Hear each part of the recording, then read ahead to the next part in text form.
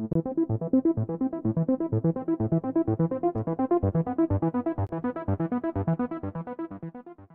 de commencer la vidéo, je vous inviterai à vous abonner à ma chaîne ou encore de laisser un petit like. C'est toujours agréable lorsqu'on sait que le travail qu'on fait est apprécié. Merci. Bonjour à tous. Là, il faut se demander jusqu'où pourrait aller le mouvement de l'argent. C'est sûr qu'on a eu une cassure là, depuis quelques mois, là, mais hier, ça a chauffé pas mal. Fait que, on est rendu vraiment en territoire là, de montée. Alors là, c'est sûr qu'on a toutes sortes de spéculations. Il y en a qui disent qu'ils voient l'argent au-dessus de 100 $. C'est très, très possible. Mais là, j'ai même vu 200 $, 500 $. Je serais surpris, je serais très très heureux que ça arrive, là, mais c'est la spéculation qui s'en vient vraiment. Et ce que je voudrais ce matin, tout simplement, regarder euh, le graphique de l'argent avec vous. L'argent, moi pour moi, là, c'est l'argent métal, je pense, qui doit primer là, ceux que les achats, s'ils n'ont pas été faits un peu avant, ben là, on se retrouve un peu euh, malgré que oui, on peut encore acheter, même des ETF, même si les ETF contiennent pas beaucoup d'argent métal, là, dans le sens que c'est un pourcentage très minime qui se trouve à appuyer les ETF au niveau de l'argent. Par exemple, le ETF qui est très connu, là, c'est SLV. Mais là, au niveau du métal lui-même, là, celui qui est coté sur le COMEX, là, c'est ce qu'on va regarder ensemble. Et j'aimerais tirer des conclusions juste pas en spéculant, là. Je veux pas m'en aller dans la spéculation. Oh, la dette des États-Unis est terrible et on va avoir un grand reset là, où on va effacer la dette avec l'or. C'est ça qui est un peu l'idée là, derrière ce qui se trame là, un peu. Là. On pourrait effacer la dette, en tout cas une bonne partie de la dette des États-Unis, tout simplement avec l'or, avec un prix d'à peu près 20 000 $ l'once. Là. Mais ça, je pense que c'est toute de la spéculation. Malgré que je pense que Trump est un peu pro-or, là, il a commencé, ben, il a fait ça là, dans son bureau, beaucoup, beaucoup d'or plaqué or, là, on le voit lorsqu'on voit ses conférences. Donc, il est pro-or, ça c'est sûr. Ben, il l'a déjà dit. Mais à savoir euh, si on va avoir une réévaluation de l'or là, pour soutenir un peu la dette, je ne le sais pas. Ça spécule. Il y a des choses qui se sont dites. Et tout peut arriver, mais moi, je voudrais tout simplement regarder le côté graphique là, ben, de l'argent aujourd'hui. On va simplement regarder l'argent parce que l'argent et le dollar américain, parce qu'on voit que le dollar américain aussi est en train de chuter, puis il n'y a pas de support, en tout cas peut-être à court terme, là, qui semble soutenir cette chute. On voit aussi que les BRICS, surtout la Chine, se départit des bons du Trésor américain. Donc, on est dans une situation où le dollar américain baisse, donc l'or monte et l'argent monte aussi. Et l'or a eu une super course. Là. On est rendu à 3300, c'est un peu stable. Le mouvement, d'après moi, va continuer. Là. Mais c'est celui de l'argent qui est important à considérer parce que l'argent est toujours retardataire de l'or, comme vous le savez. Si vous ne le savez pas, ben, c'est ce qu'on constate au cours des années. Mais là, le retard là, était important et là, on a vraiment le mouvement qui semble vouloir entamer une très, très belle course. Et on va regarder ça ensemble. Tout simplement avec le graphique à très long terme, c'est le graphique mensuel de l'argent. Peut-être enlever un peu de d'indicateurs, là, malgré que les indicateurs sont vraiment beaux, là, mais on va les enlever peut-être pour... je vais pas les enlever, mais tout simplement les... Ah, peut-être comme ça. Ça ne dérange pas. Bon, comme ça. On va enlever les indicateurs, donc on va pouvoir regarder le graphique lui-même d'une manière assez neutre. Là. Comme je vous avais dit ici, la cassure qui est arrivée, c'est arrivé en mars, avril, mai, là, juin, parce qu'on avait eu un petit retour, juin, là, la cassure, là, une longue résistance qui était ici, là, ce dernier sommet-là. Donc, on est rendu ici, là, 38 l'once américain. On s'en va rapidement vers le 40. Donc, ça, c'est pas une surprise.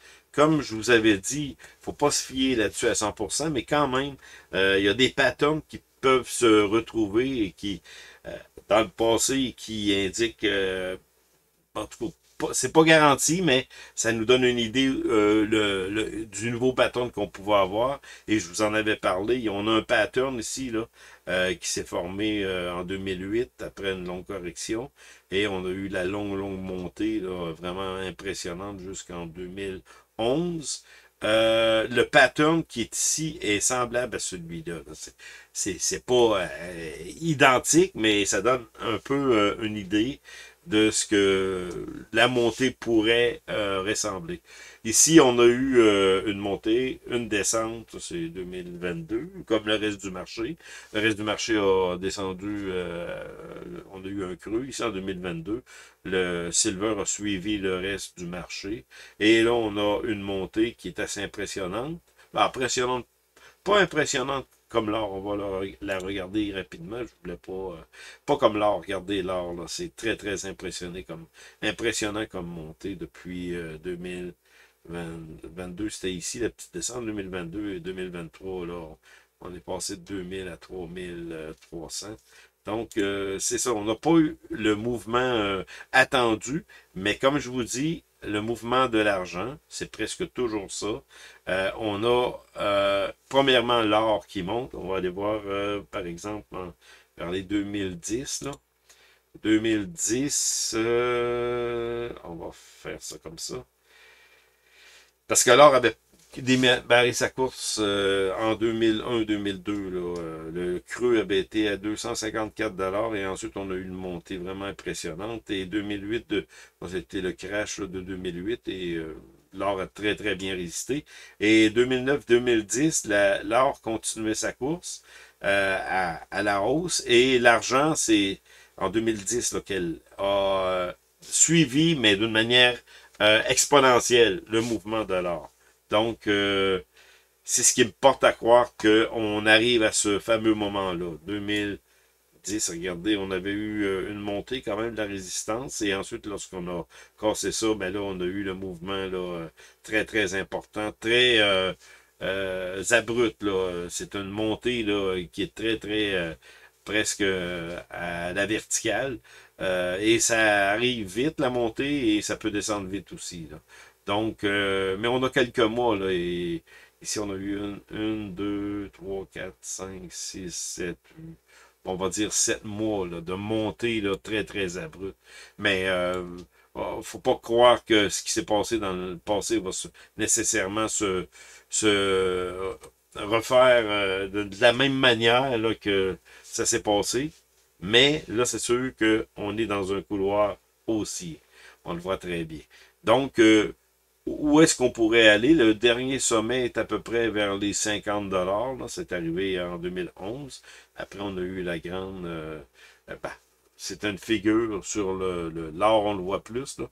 Ça se trouve être tête et épaule inversée. Et ici, on appelle la figure qu'on a là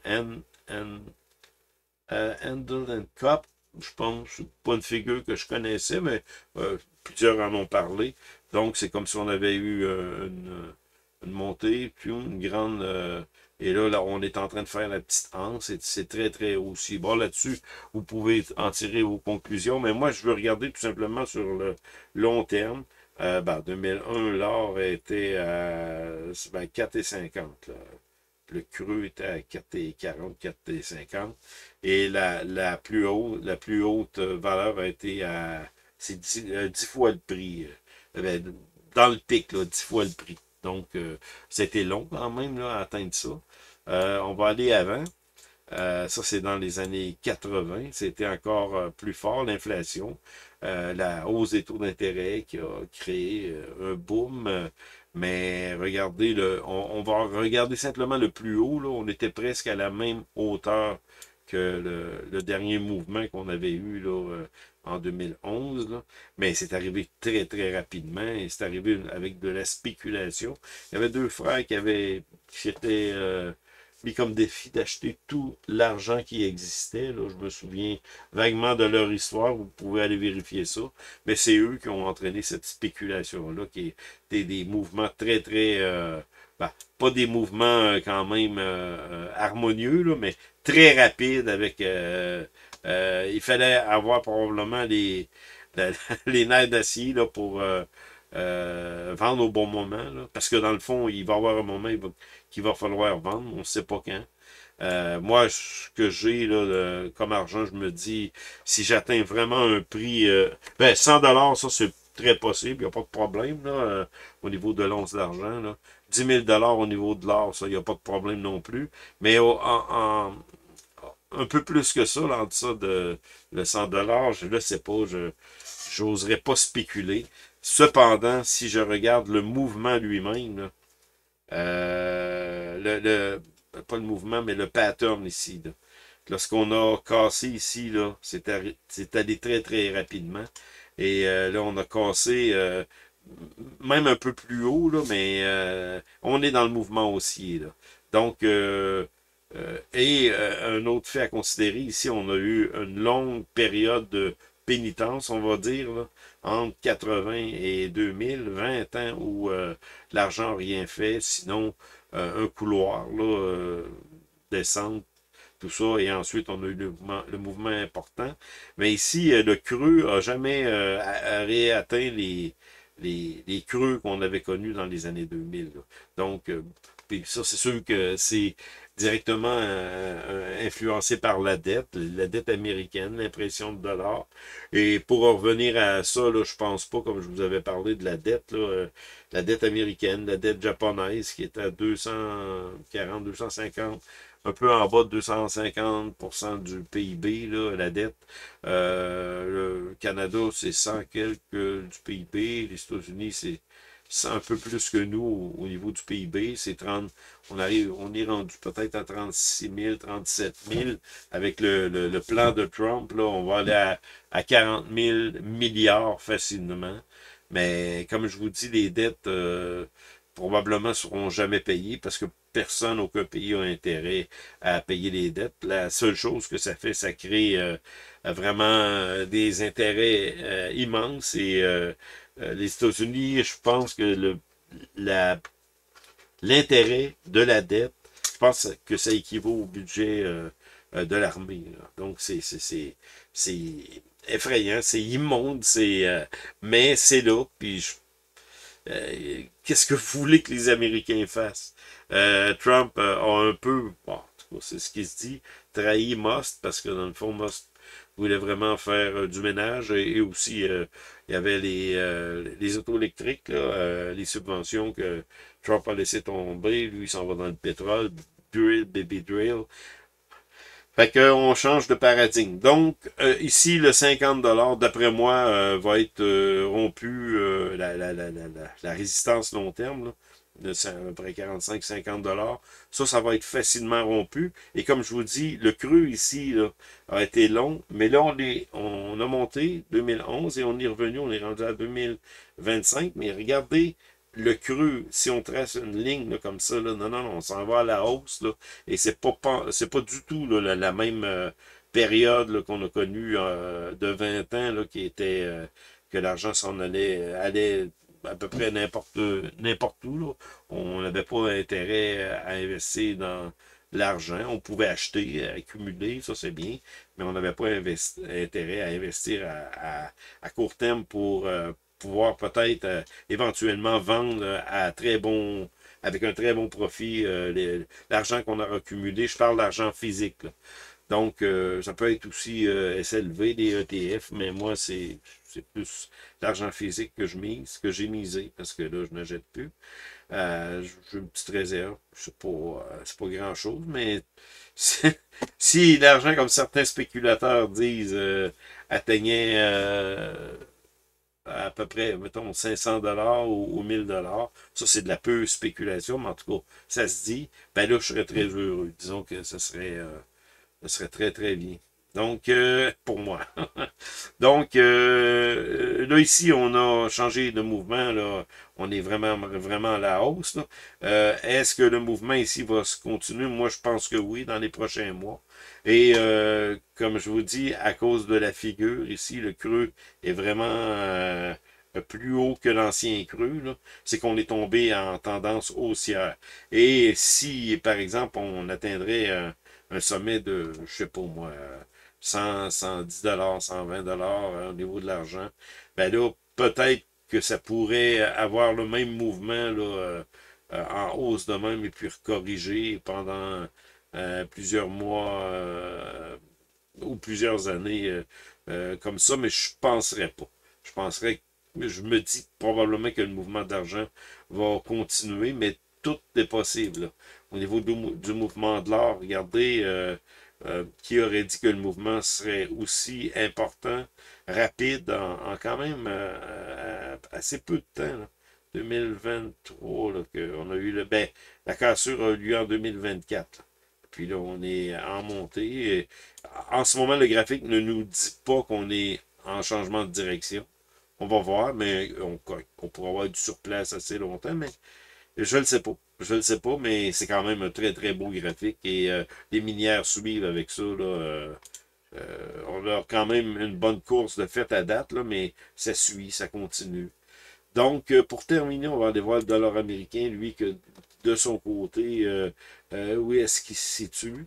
Et là, je vais remettre comme ça. Ben, on va le regarder de deux manières. Là. Le dollar américain, on va le regarder sur un graphique hebdomadaire. Là. Comme je vous dis ici, au niveau des oscillateurs, je me dis qu'on pourrait peut-être on a une petite divergence positive au niveau du dollar. Donc, on pourrait peut-être avoir un petit rebond, mais à savoir si on va continuer à descendre. Moi, je le pense, là, mais ça sera à voir parce que dans le fond, on est en bas de zéro ici là, au niveau du MAC. Là. Donc, on va retourner à une graphique hebdomadaire. Allez voir ce qui est arrivé, la dernière grande dégringolade. Là, ben, ça, on va laisser faire.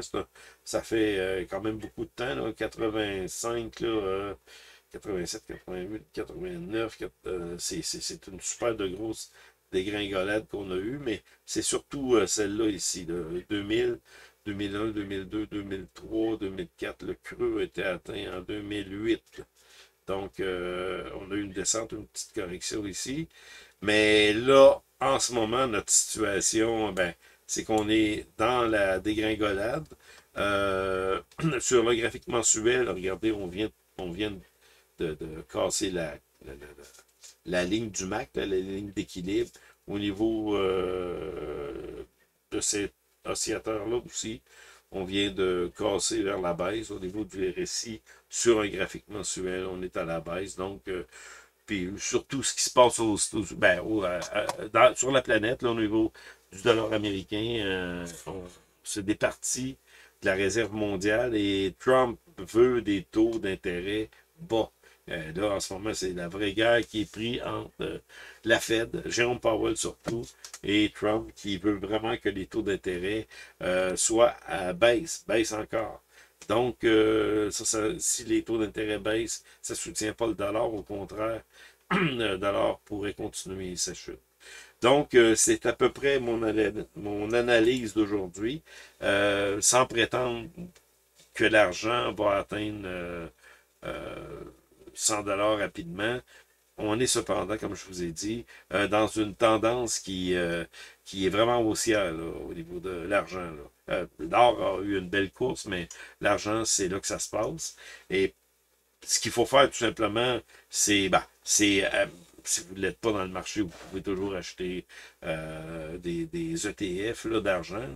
Mais faut pas penser que l'argent va monter indéfiniment. Lorsque l'euphorie va être à son comble, mais ça peut prendre quand même assez de temps, là, parce que si on regarde le graphique, là, la montée, la cassure vient d'arriver. Donc, si on tombe dans une phase euphorique d'un an, 2 ans, 3 ans, ça monte, ça monte, ça monte, ben, il y a peut-être un jour qu'on aura peut-être la tentation de garder ça pour tout le temps, mais ou peut-être prendre du profit.